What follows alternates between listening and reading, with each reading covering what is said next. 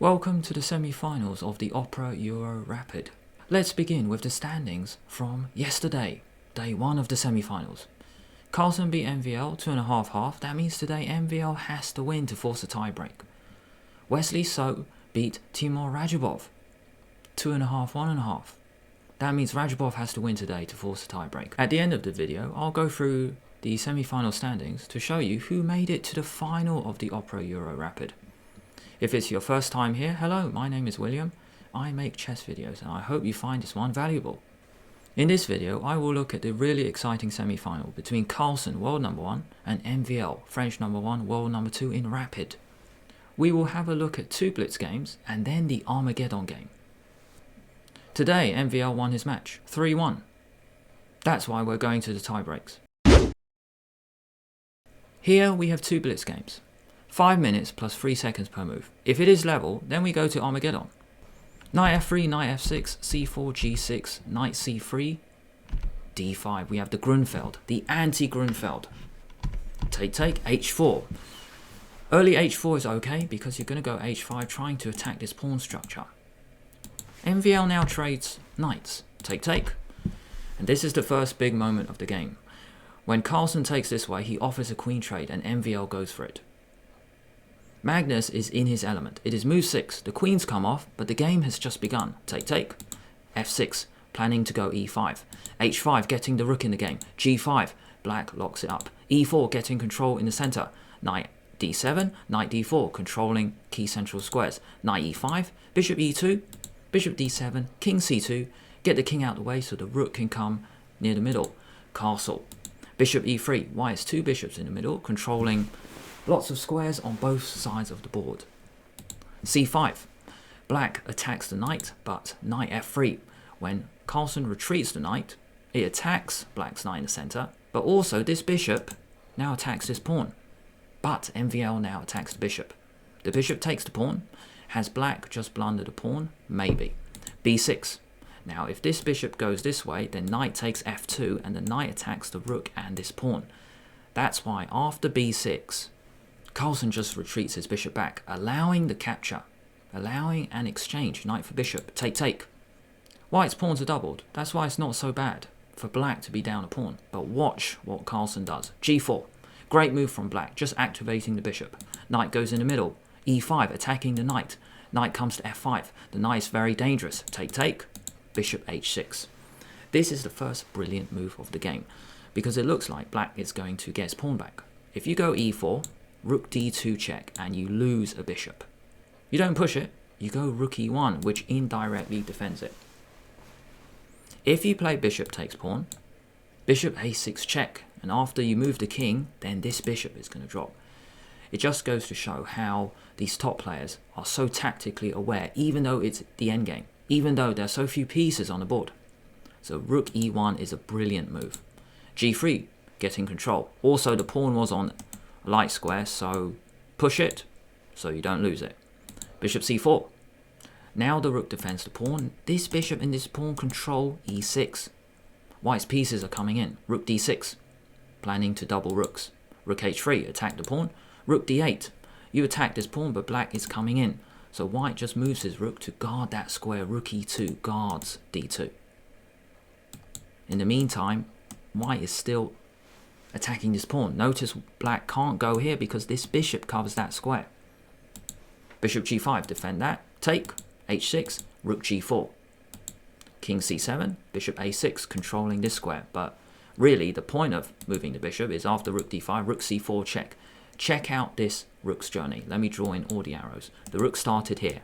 It lifted up to take the pawn, then it came up, then it came to the left, attacking the king. This rook is so powerful, MVL decides to offer an exchange. e4. Take.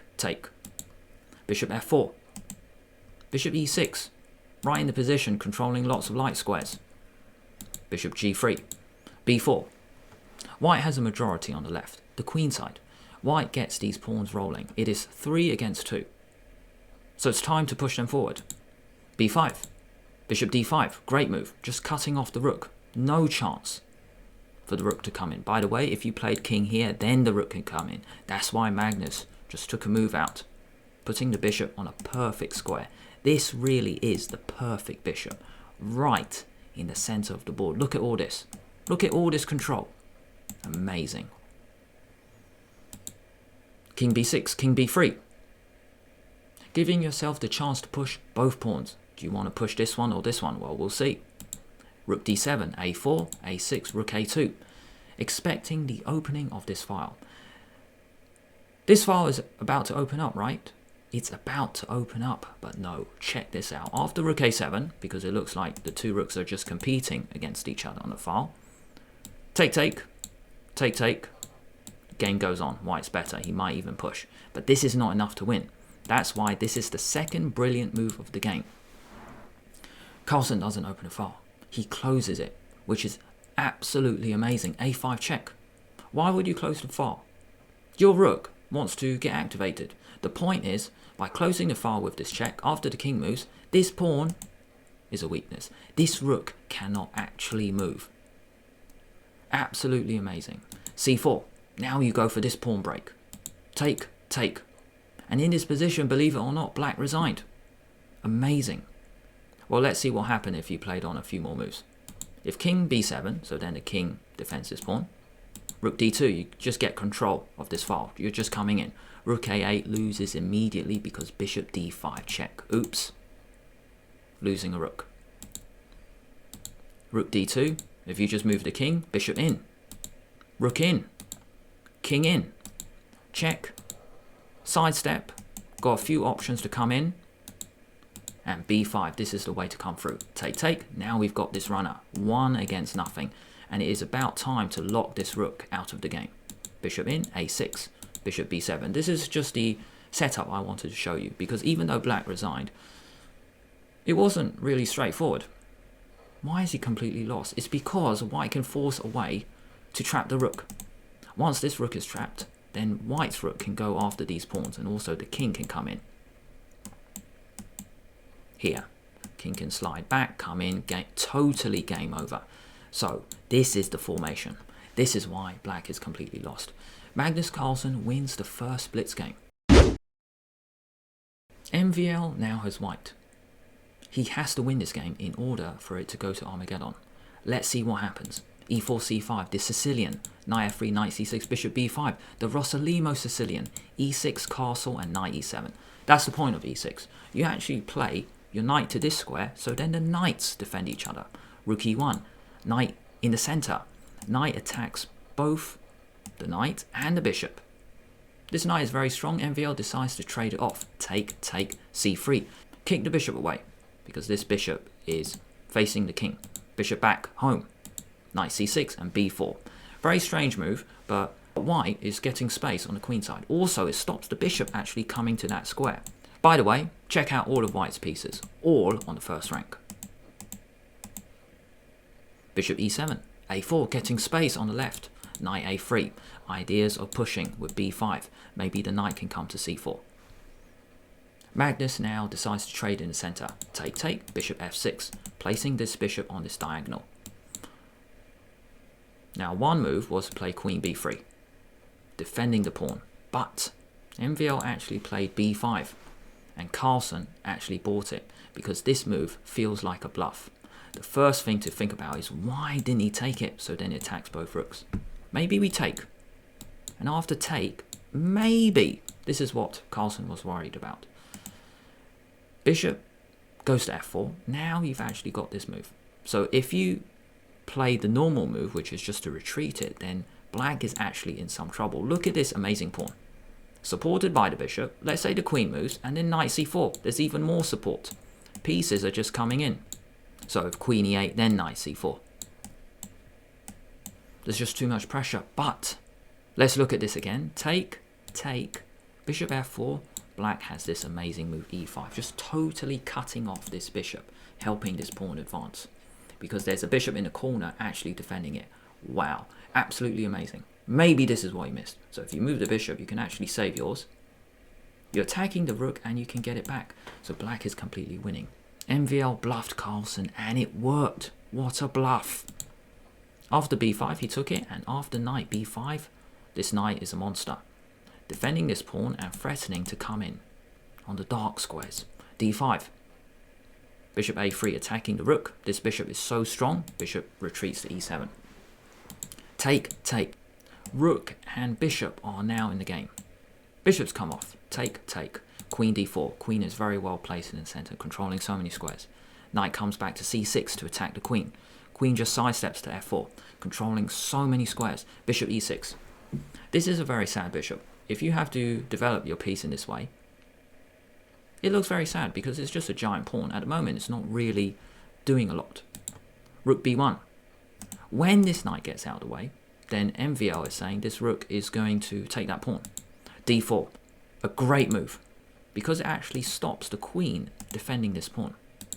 Knight c7.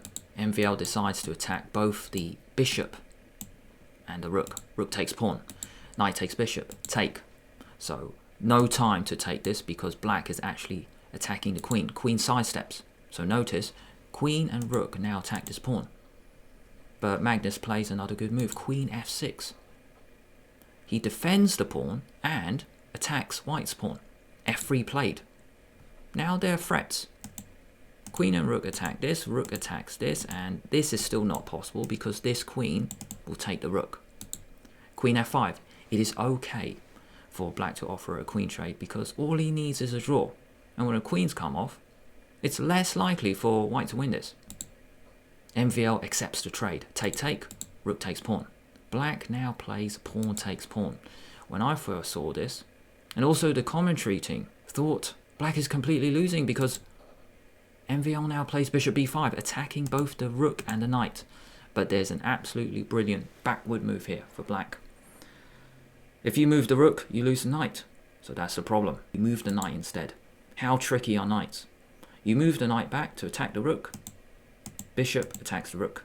White has to win this game, so he decides to keep rooks on. Move the rook. Rook goes to b4. Rook e7, setting up a greater threat. So even though Carlsen attacks the white bishop, MVL attacks the white king. You cannot play this because we have a nice checkmating pattern. This is worth knowing. If you are able to put 2 rooks on the 7th rank, you can achieve this mating pattern in your games. Check. In the corner, check. Again, and then mate. Totally boxed in. This pattern only works if there's a piece in the way. Typically, a rook. White plays rook e7.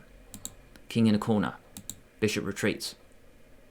This pawn is not going anywhere because white actually has the rook and the bishop stopping it. Also, this bishop is now facing the king. Rook d4. Bishop takes pawn. The next brilliant move in this game. The reason is you can't play this because it is back rank checkmate. This is what Carlsen missed. White is now taking over. Bishop takes f5, an excellent move by MVL. Rook d2. h4. You've got 2 rooks along the 7th. This rook can always come back to take this pawn. And you're getting a pawn, another pawn in the game. Rook d4, bishop e4. This is a perfect position for white. No weaknesses. Perfect bishop in the center of the board. Just like Carlsen had before.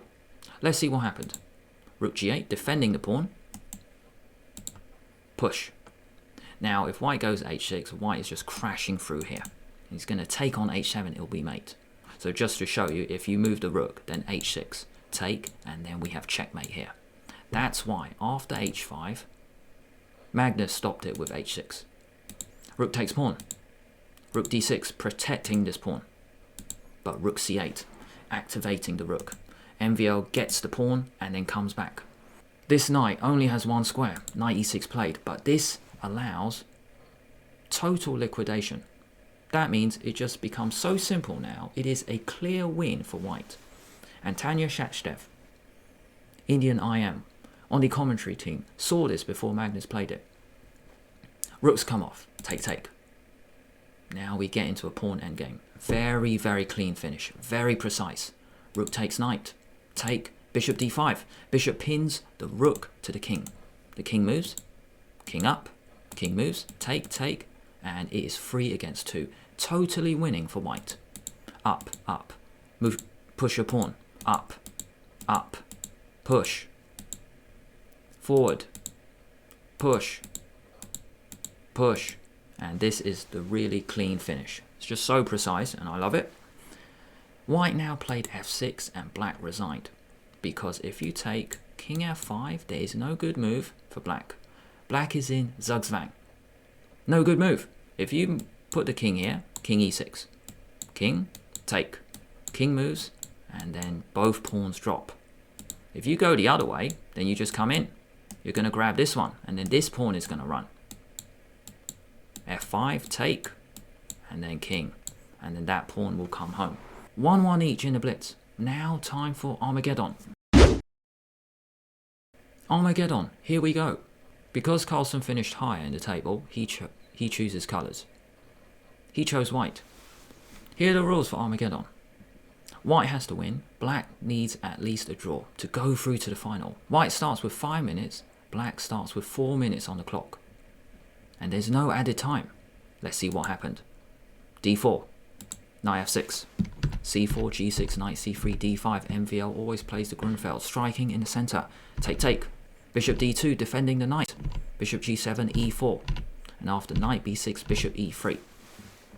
Black has 2 pieces attacking this, the queen and the bishop. White has 2 defending it. This is a repeat position of Carlsen's victory in my previous video, where he beat MVL in the semi-final on day 1. Castle, a4, threatening to attack the knight. So a5 played, controlling that square. h3, such a problem, I guess. Carlsen really doesn't want that bishop coming out. Knight c6, 3 pieces are now on that pawn. Knight f3, f5 striking in the center. Carlsen now takes, because if he pushes, f4 is so annoying, and the bishop moves, and the bishop actually comes out, let's say. Or the bishop can come to e6. Because of that, f5, take. Allowing the bishop to come out to control a lot of light squares, bishop e2. White is ready to castle. Knight b4, threatening to check and win the rook. So Carlsen goes rook c1 to guard that square. c6, castle, knight d5. Knight attacks knight and bishop. Carlsen wants to keep the bishop, so he retreats to d2. Queen in. Looks like black's doing okay, getting queen in the game. Now the rooks can come in. Rook e1, putting eventual pressure on that pawn once this bishop moves out the way. King in the corner. Take. Take. Bishop c4. Bishop moves out the way. Now the rook attacks that pawn. Knight b4, coming in to this square. But Carlsen gets his queen out. Queen defends this square. Bishop defends it. And the queen and bishop work so well on this diagonal. Rook d8. Bishop g5. Now we have both rook and bishop attacking this pawn. MVL defends it. He blocks it with the bishop. Bishop h6 attack the rook. Bishop g7.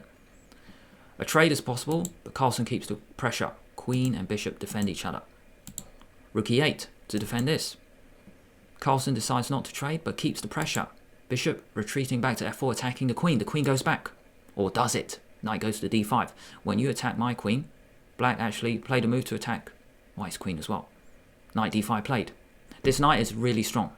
Carlsen decides to give his bishop up for it. Take, queen takes. Now we attack with tempo. Get the rook in the game with rook c5. You attack the queen and the pawn at the same time. The queen goes back. Bishop now occupies this diagonal. So it was here. He changed his mind. He's come back. Now he's facing the king. So a really cool journey here from that bishop. Bishop retreats to c8. Really difficult move to understand. But the truth is black doesn't actually have any good moves. If you play a move like e6, then g4 is almost trapping the bishop. That's why MVL had to do something. He retreated his bishop back to c8. Now's your moment to pause the video or let the timer run. Can you find a brilliant move for white? I was listening to the commentary and Peter Lecko, Hungarian GM, saw this move before Carlsen made it.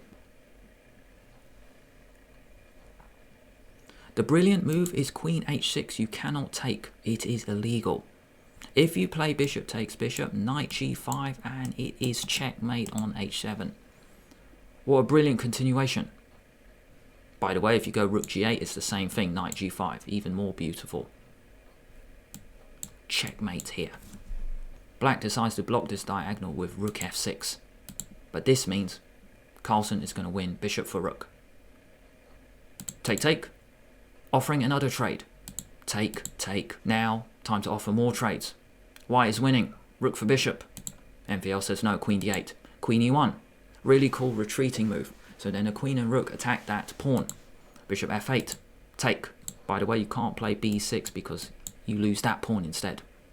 So MVL attacks the rook, rook takes pawn. The rook is not really that trapped. We'll see how it gets out. Bishop d7, rook a7, attacking that pawn. Queen b8, attack the rook, but the queen can swing in. Queen defends the rook, but also controls lots of squares. Also, this rook can go forward.